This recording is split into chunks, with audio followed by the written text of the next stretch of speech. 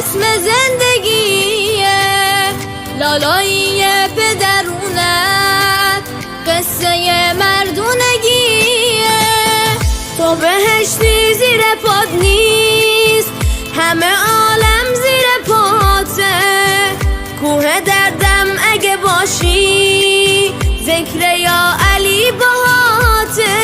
آپ کا راستہ میری منزل ہے، آپ کا نقش پا میرا ساحل ہے، آپ کی ہر دعا میرا حاصل ہے.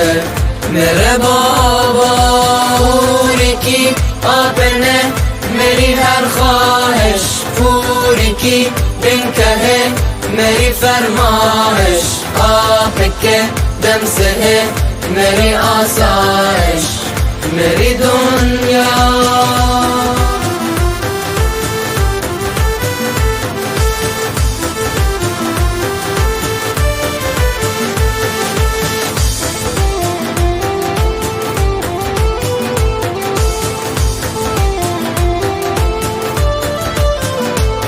با ما بخون همه دنیا بدونن، عشق علی تو دل پهلووناست. ذکری بگو تا بتونیم بلند شیم، اسم علی رو لب مردم ماست. اسطوره همه اسطوره هایی، دستای تو گل غیرتو میکاره.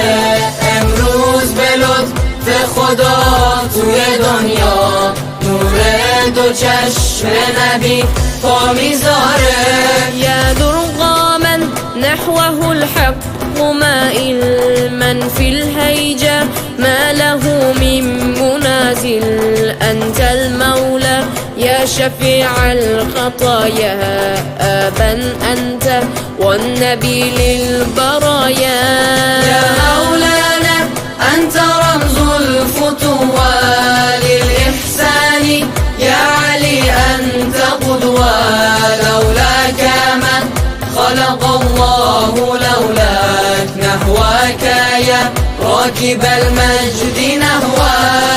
سایه مهر تو رو سر ما هست، پرچم بندگی با تو بالا هست. تا قیامت فقط ذکر مولا هست رو لب ما. ای که تفسیری از نور قرآنی، از ازل تا ابد مرد میدانی. ای که تابان تر از ماه تابانی تو شب ما.